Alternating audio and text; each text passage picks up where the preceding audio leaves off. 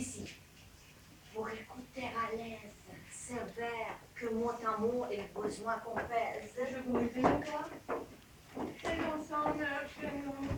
C'est son charme pour moi, puis ce qui compte de vous. Ce n'est une douceur à nul autre pareil. Ce sont repas friands pour de mon oreille. Ne faites pas l'amour de ces poissons, des péchés.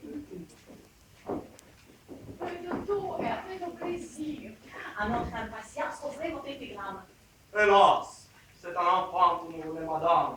Son sort, assurément, à lieu de vous toucher.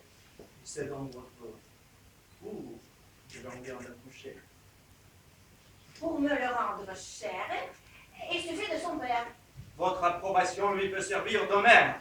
Qu'il ait d'esprit. Alors voilà, pourquoi donc fuyez-vous?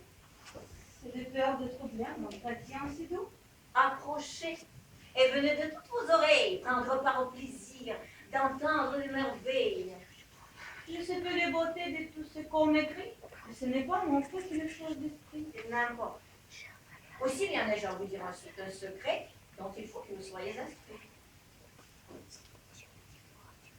Allons, petit garçon, vite de quoi s'asseoir.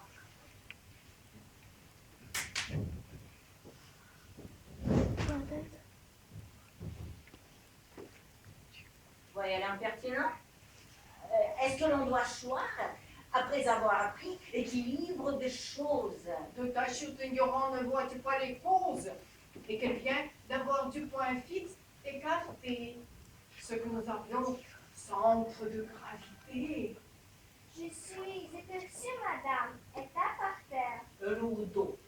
Bien lui prendre mettre pas de verre. Ah, de l'esprit partout. Cela ne t'arrive pas. Servez-nous promptement votre aimable repas.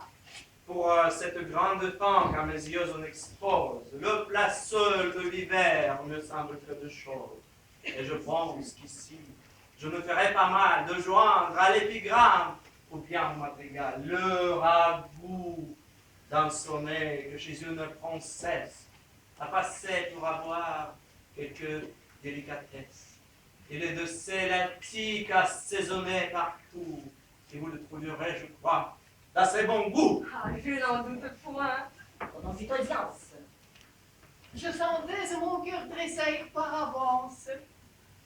J'aime la poésie avec entêtement. Et surtout quand les mains sont tournées galamment. Si nous parlons toujours, il ne pourra rien dire. Silence, manière. Ah, laissez-le donc lire. Sonnez à la princesse Uranie sur sa fièvre.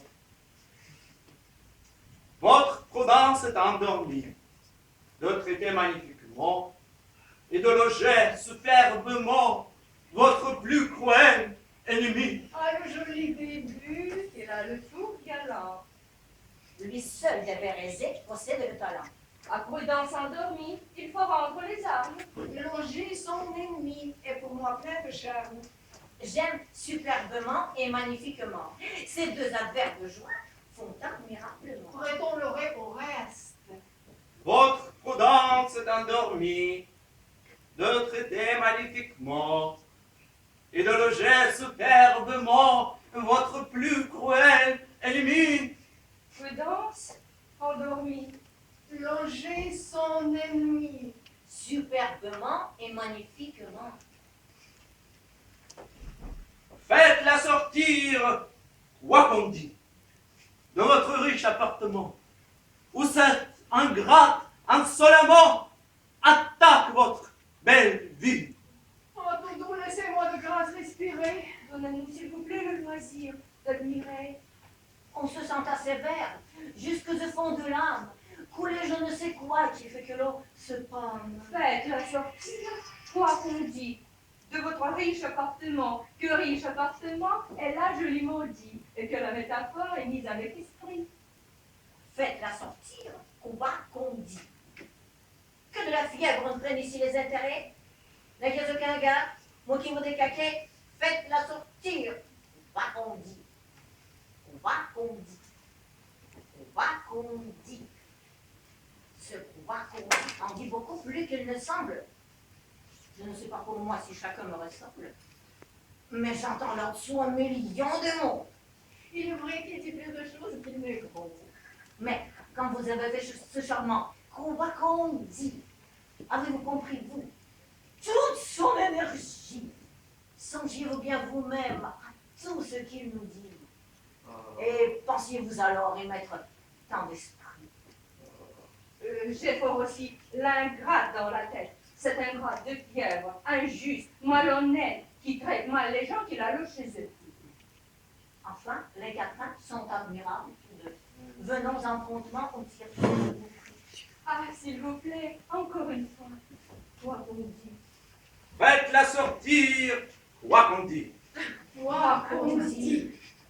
Dans votre riche appartement, Riche appartement. où c'est un grand ensolement, C'est un ingrat de fièvre. attaque votre belle vie. Votre belle vie. Quoi, sans respecter votre rang, elle se prend à votre sang. Et nuit et jour, vous faites outrage si vous la conduisez au banc, sans le marchander davantage. Noyez-la de vos propres mains.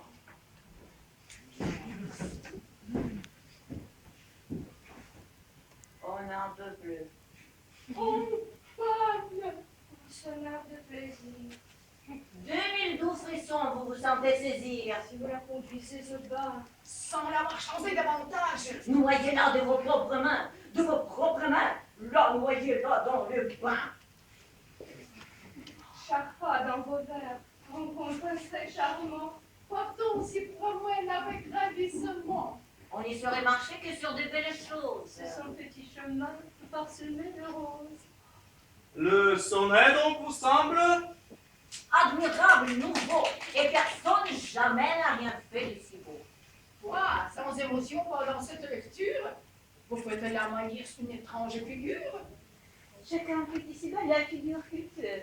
Ma tante, bel esprit, il n'est pas que de... peut-être que mes vers importune, madame.